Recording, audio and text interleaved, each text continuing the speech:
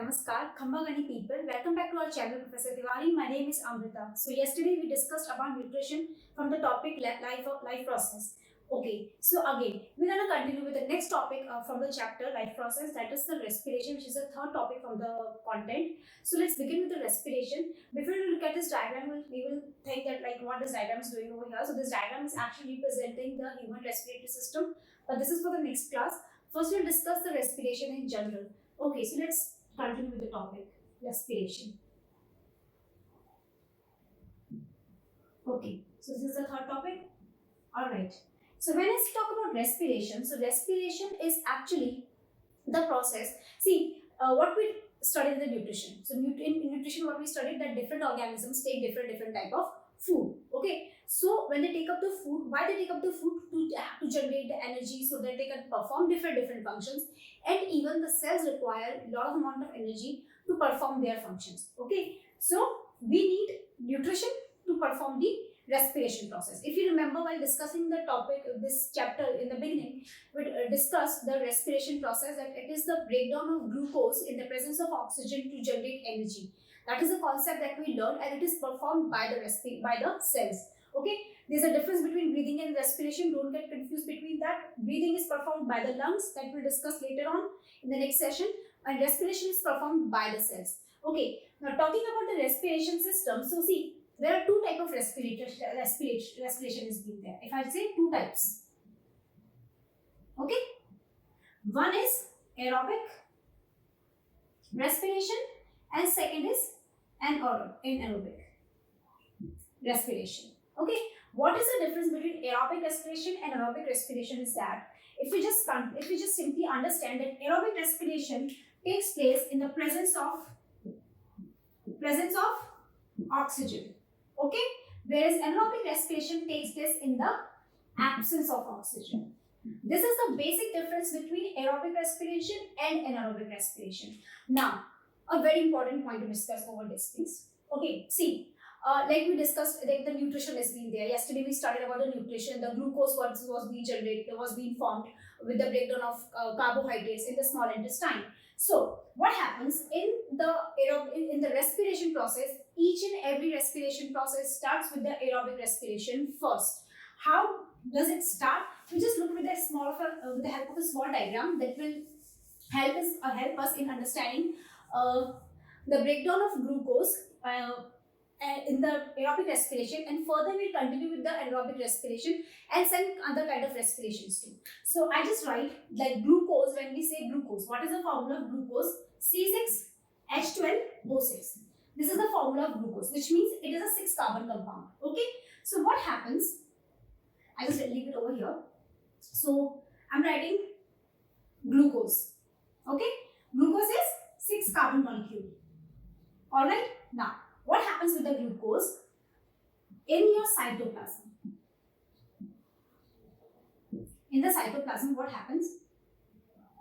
This glucose in the cytoplasm converts into pyruvate, which is a 3 carbon molecule. Okay, so this is the first thing that happens, that glucose gets converted into pyruvate in a 3 carbon molecule, and this whole process is called as glycolysis. Okay, no need to discuss glycolysis over here because like we will discuss it in the further, like in the higher classes. So just understand that glucose get converted into pyruvate in the cytoplasm. The 6 carbon molecule gets converted into 3 carbon molecule. Okay, now moving further in the pyruvate. Now what happens with the pyruvate? This pyruvate will actually perform the anaerobic respiration, will perform the anaerobic respiration in the muscles also. So in our muscles, there is aerobic respiration that takes place. Anaerobic respiration also takes place in yeast. Okay, and there is further aerobic respiration that takes place that generate energy. Okay, so we'll continue with that for now. So we have generated the pyruvate. Okay, let's continue like this. So I'm just writing the glucose, the initial letter of the glucose. So glucose has been there, 6 carbon molecule, okay, gets converted into pyruvate, which is a 3 carbon molecule in cytoplasm. Okay, now this pyruvate will be divided into three parts. I'm dividing this pyruvate into three parts. Okay, this carbon compound one I'm dividing into three parts. So first part that I talk about is in yeast. In yeast, there is an anaerobic respiration takes place.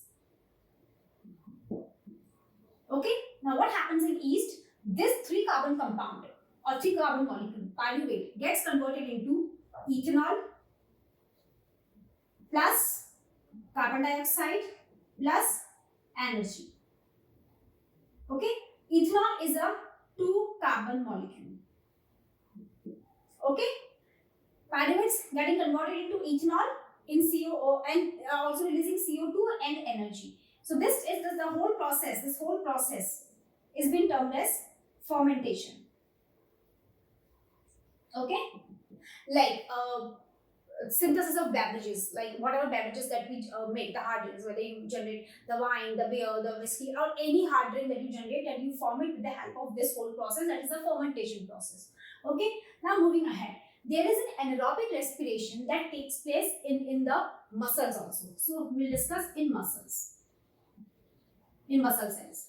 See, what happens is, sometimes like when we perform high exercise or we perform rigorous exercises, or we are like, suppose we are running or we are doing some exercise in the gym, or even we have performed some sudden activity that has used a lot of muscles, has been involved into that. In that condition, what happens? After some time, the muscles will, because the muscles are doing continuous work, okay, and they're performing rigorous work, so in that case, they start feeling or they start lacking the amount of oxygen that they require to perform the respiration process, the aerobic respiration process. So because there is a lack of oxygen is being there, so in that condition, in muscle cells, lack of oxygen, I would say, there is not absence of oxygen. The absence of oxygen is in over here. The oxygen is absence of oxygen. Absence of oxygen is in yeast during the fermentation process. In muscle cells, there is a lack of oxygen, which means oxygen is being there, but it is in small quantity. So what will happen over here with the pyruvate, which is a 3-carbon molecule, it will convert into lactic acid, which is a 3-carbon molecule again. Okay, plus it will form energy. Okay.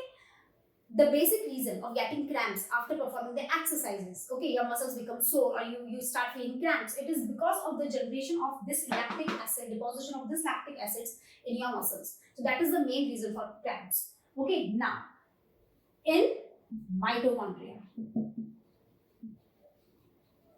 okay, in presence of oxygen. Now in mitochondria, when the glucose has converted into pyruvate in the cytoplasm, and the process we call it the glycolysis, 6-carbon molecule converted into 3-carbon molecules, so this pyruvate will travel to mitochondria.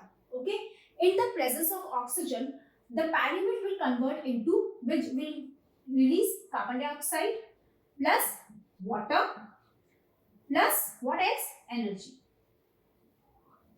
Okay, so this is the respiration process, the aerobic respiration and the anaerobic respiration taking place with the help of glucose converting into pyruvate, and what can be the different pathways that pyruvate can follow. Pyruvate can follow the same pathway in the yeast in generation of ethanol and carbon dioxide and energy. Ethanol is a 2-carbon molecule. It can also take part, the same pyruvate can also take part in the muscle cells when there is a rigorous exercises or rigorous work is being taking place to generate lactic acid, which is again a 3-carbon molecule, and energy is being released. On the other hand, but this one takes place in lack of oxygen. The fermentation process takes place in absence of oxygen. In mitochondria, it takes place in the presence of oxygen, where oxygen is being used to form carbon dioxide, water, and energy. Okay, now this energy has been formed. This is your respiration. This whole process is your respiration. That is performed by your cells. Okay. Now, this energy has been formed. Now, what about this energy? What will happen with this energy? So, let's continue with that. What happened with the energy? Okay, because see, all these cells or even we all require energy to perform work. Okay, whatever work we do or whatever our cells perform different cellular functions or cellular activities, we need energy for that. Okay, now this energy has been released. Okay, this energy has been released by the mitochondria. Now what will happen with the energy? See, as soon as the energy is being released, there is a molecule that forms that is called as ATP. That is adenosine triphosphate. We all know the full form of ATP. ATP is being generated. But how this ATP is being generated? It will not be generated directly. Instead of that, there is another molecule which is raw material for ATP called as ADP. Adenosine diphosphate. It is triphosphate, it is diphosphate. Okay? Now, sorry. So adenosine diphosphate ADP will make a bond with inorganic phosphate. Okay? This pi has been inorganic phosphate. So ADP plus pi will make a bond. ADP pi, that is the inorganic phosphate, will form the ATP. Okay? And this will take place with the help of energy. Okay? So the ATP has been formed. Now this ATP can be used in cellular activities. In different cellular activities, when we were learning about the mitochondria, if we just go back to the playlist of class 9, you will understand that ATP has been also been called as the energy currency of the cell. So whenever the cell has to perform some function, it has to spend ATP in the form of energy, and there is an endothermic reaction that takes place, which means the energy has been spent. Okay, energy is being released. So for different cellular activities, this ATP is being used over here. Okay, now moving ahead in this one, like we said that this is a respiration process which is taking place. Okay, we're talking about respiration. All right, now when we say respiration, so respiration in what happens? See, respiration takes place in terrestrial organisms, I would say, as well as in aquatic organisms. Okay, so in both these organisms, the respiration process will take place, but there is a difference between that, because terrestrial organisms directly absorb. This is a sign for absorb, not for absence. Absorb, just write the word only. Absorb oxygen from air. Okay, through whatever the organs are being there, like they have different organs. Okay, different organs are being there. So like some organisms take up oxygen or with the help of their skin. Okay, like earthworm, one of the such example. It takes oxygen from the air. Okay, its skin takes oxygen from the air, whereas the animals take it with the help of their lungs, like we'll discuss in the next class. Okay, so they take up the oxygen directly from the air. In the case of aquatic organisms, when we talk about, aquatic organisms don't have such facility, which means they have to take the oxygen present in water. Oxygen present in water. Okay, so aquatic organisms have to take oxygen present in water. Now, the concentration or the amount of oxygen in water is always low. So, oxygen quantity is low in water. Okay, it is always low in water. So, what happens? Because the oxygen quantity is low, that is why the aquatic animals usually have a very fast breathing rate. Okay, it has a very fast breathing rate. Okay, now understanding about a little bit more about the aquatic animals, like if we take an example of fishes. Okay, so what happens with the fishes when we say fishes? We all know they respire through their gills. How they respire through their gills? So what happens is they take up water in mouth. Okay, and this water is being pushed into gills. Okay, in the gills of the fishes, there is a blood vessels are being there. Okay, these blood vessels absorb oxygen. Okay, because the oxygen quantity is low, that is why the breathing rate is fast in aquatic animals. And what does the fishes do? If we take an example, H2O in mouth, they take the water in mouth. Okay, and they will push the water through the gills. Okay, they have a lot of blood vessels are being there. So what happens? The blood vessels absorb the oxygen present in the water from there and it passes through that. Okay, so this is about the basic difference between the terrestrial organisms and the aquatic organisms talking about. Other than that, we need to understand one more very important thing in the respiration process is that the surface okay, from where the respiration process is taking place. In any organism, the respiration process is taking place. That surface has to be, firstly, it has to be large so that a large amount of oxygen can be absorbed. Second point is it has to be very fine and delicate. Okay, because it has to absorb a lot of amount of oxygen and it is very fine and delicate. So most of the time, this surface which is absorbing the oxygen directly from the atmosphere has to be present inside the body. There are certain organisms like I took the example of earthworm, which respires through its skin. So there's a different case in that. But this whole area, this whole surface is very delicate, so it has to be present inside the organism. Okay. Now moving further, when we talk about the humans or when we talk about the animals, we have a whole respiratory system, you can say, which functions and which transfers the oxygen taken from the air, or when we take the air, the oxygen is being passed through different organs, and there are different organs are being there, which will help in transferring the oxygen and taking out the carbon dioxide. Okay.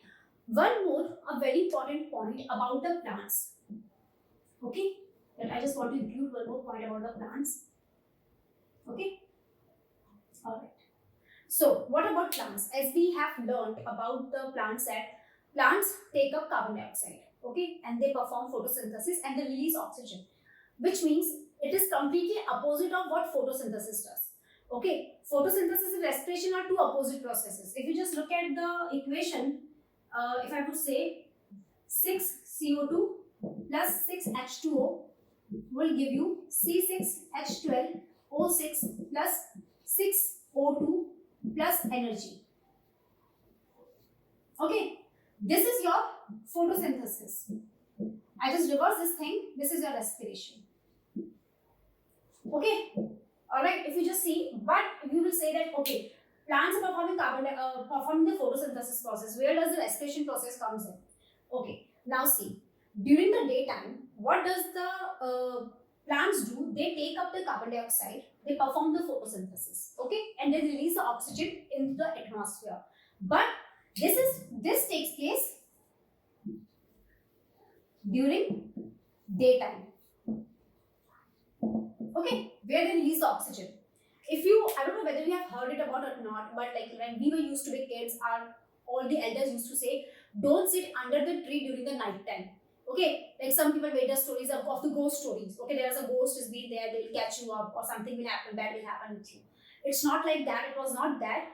It was actually the plants perform respiration process during the night time. Okay, because there is no photosynthesis process has been taking place during the night time, because there is no sun has been there. So whatever carbon dioxide that the plant has absorbed during the daytime and has not been used by the plant, okay, to perform the photosynthesis, what they do, they combine with because the glucose is already been there, so they combine with what they do, so they have to release this carbon dioxide out. Okay, so what will they do? They have the C6H12O6, they will take up the oxygen from the atmosphere and they will release the carbon dioxide immediately after that. Okay, so there is a respiration process takes place at night. Okay, so during the daytime there is a photosynthesis process taking place, and during the night time the respiration process is taking place. Carbon dioxide is being released into the environment during the night time, whereas oxygen is being released into the environment during the daytime. Okay, this is in general or about the respiration process that we have discussed right now. Now we have been left with the human respiratory system, which is a big topic, and I hope you have understood whatever we have discussed right now in general about the respiration process. Okay, and now we will discuss the respiration process, the human respiration process, in the next class. If you have any doubts, comments or suggestions, you can drop them in the comment box below, and don't forget to hit the bell icon for more such updates, and also do share, like, subscribe and share our channel. Thank you. Bye.